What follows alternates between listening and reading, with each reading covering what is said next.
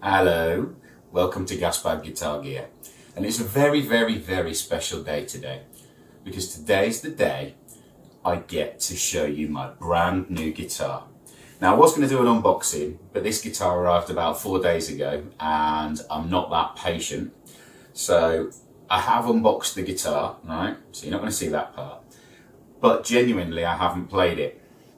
So today I'm going to put it in through my JCM 800, full pedal board and everything else. But firstly, a brief history. So the video title will tell you this is an SG that I've bought, right? But a little bit of interesting news about the SG, and you can skip to play and demo around there, somewhere around there. So the SG, for those of you that don't know, stands for solid guitar, but the SG was originally the Les Paul. So, happen to have a Gibson Les Paul right here. So the Les Paul was in production mid to late 50s. It ended production in 1960 because it wasn't very popular, would you believe? People didn't like it. It didn't sell. You know, the bursts and everything that we revere now weren't as sought after at that time. So Gibson at the time were getting schooled by Fender. The Stratocaster was seen as a bit space age and everything else, and people wanted to own one of those space age Fender type guitars. So what did Gibson do? So they came out with the new Les Paul.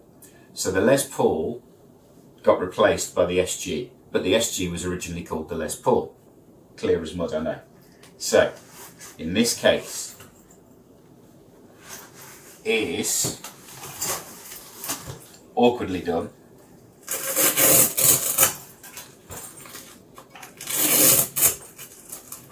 Yep. My Gibson SG. It's still got the plastic on the pick guard. So, finish the Gibson Les Paul bit. This was originally the Les Paul, so I always think this is Gibson's take on a Stratocaster, in so much as it's a double cutaway guitar. The pickup selector is in the same place as it is on a Stratocaster. It's got a thin body, and it's much lighter than this style of Les Paul. So I always think this is like Gibson's answer to a Stratocaster, but it couldn't be more different from a Stratocaster if you tried. But there is a fallacy on this. People think that the SGs and Les Pauls are broadly similar. We shall see about this when I plug it in through the amplifier, but I've got to say, this and this are two completely different guitars, in that this weighs more than the earth, this feels light as a feather in comparison. They're just completely different construction, and the necks, everything just feel completely different on them. So I find it really interesting that people said the SG, or this guitar, is the new this guitar, because it's not like it's a development of that guitar, it's a completely different thing. So anyway, Les Paul famously, or whether he said the quote or not, who knows, but famously Les Paul is said to have seen the SG and said, no, get my name off that guitar.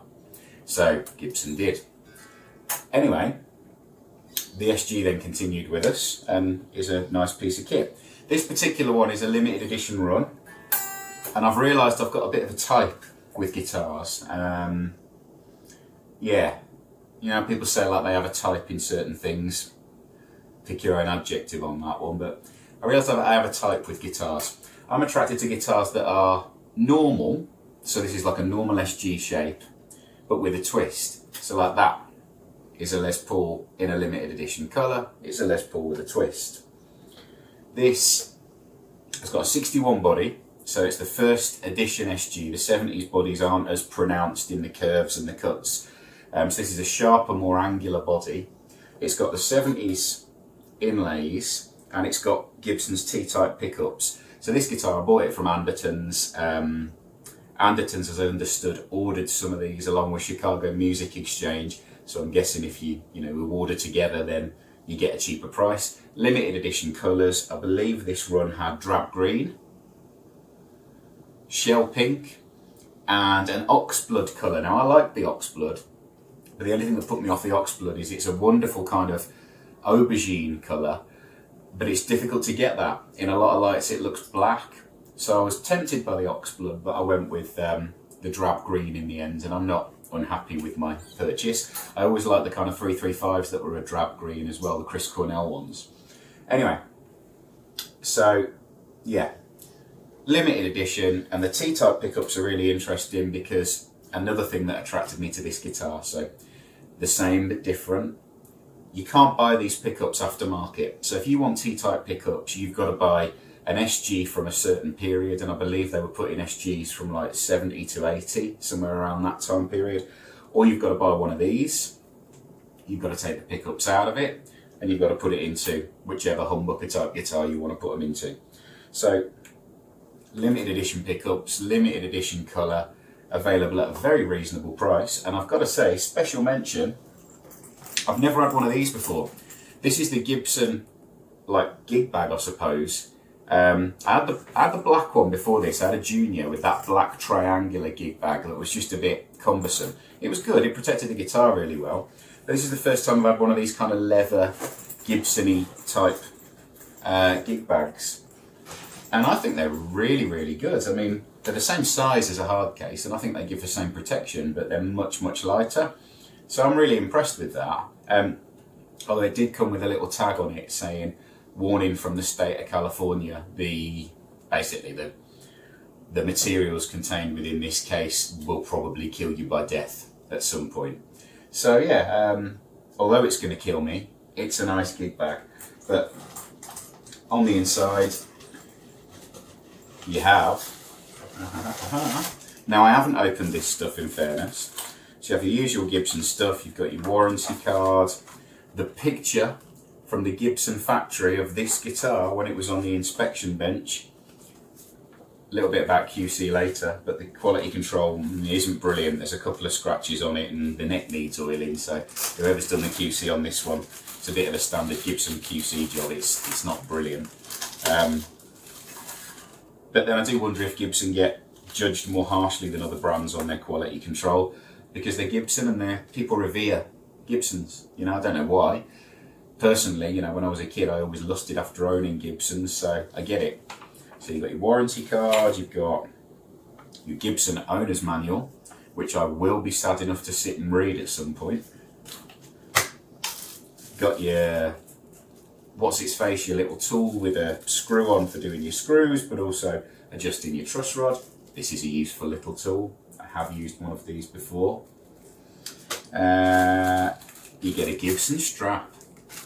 Gibson strap. Ooh, lovely bit of objet d'art. And you get this, you get a little Allen key that I've just dropped. You get this beautiful Gibson plastic bag. What would you keep in your Gibson plastic bag? I have no idea. I'm sure you'd keep something in there. But it's your Gibson plastic bag. I should do that in the salesy voice. Your Gibson plastic bag. For the man who has everything, but requires a plastic bag embossed with the name Gibson. Your Gibson plastic bag.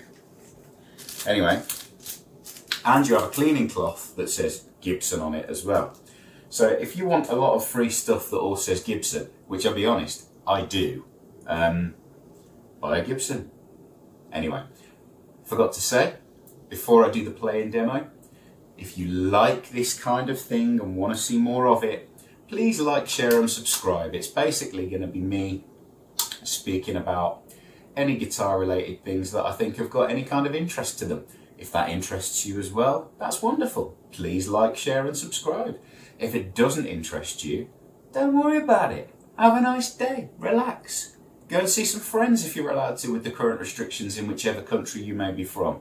Have a coffee, have a mocha, do your thing. It's fine. Anyway, suppose I better do the playing demo then. So I'm going to get my pedal board out. I'm going to put this through the full pedal board into my Marshall JCM 800.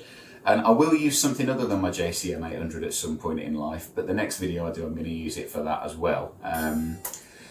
So yeah, I will use the AC30 and the Hot Rod Deluxe at some point. But for now, I want to use the JCM 800 for this. Because look, Gibson, Marshall, come on.